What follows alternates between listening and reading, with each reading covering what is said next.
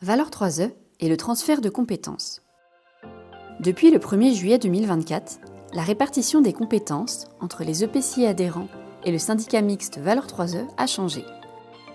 Mais concrètement, que s'est-il passé? Avant toute chose, est-ce que vous savez ce que c'est qu'un EPCI? Un EPCI, c'est un groupement de communes qui s'associent ensemble pour réaliser des missions communes. On appelle ces missions des compétences. Les EPCI de Clisson-Sèvres et Maine-Agglo, la communauté de communes de Sèvres-et-Loire, Mauges Communauté et Cholet Agglomération ont elles-mêmes choisi de collaborer entre elles en créant un syndicat mixte. C'est Valeur 3E. Cela leur permet de mutualiser certaines missions et de réaliser des économies d'échelle encore plus importantes. Qu'est-ce que c'est qu'un transfert de compétences?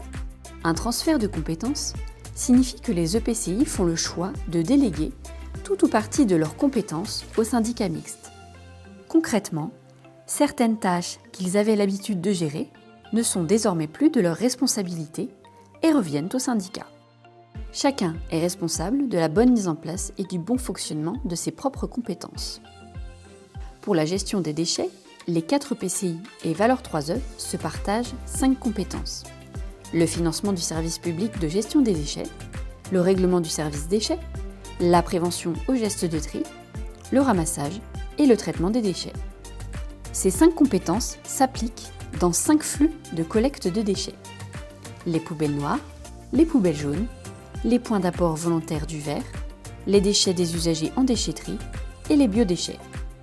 Mais comment s'organisait la gestion des déchets avant le transfert de compétences?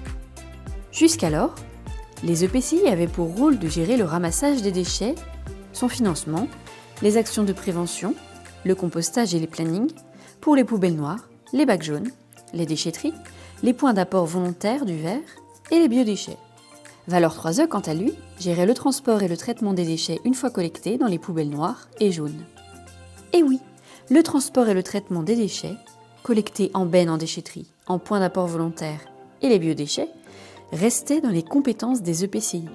Depuis le 1er juillet, tout cela a changé. Les EPCI conservent bien leurs compétences pour la collecte, le financement, la prévention et la planification pour tous les flux de déchets, mais ils ne sont désormais plus responsables du transport et du traitement des déchets issus des déchetteries, des points d'apport volontaires et des biodéchets. C'est le syndicat qui reprend ces compétences, en plus des poubelles noires et jaunes qu'il conserve.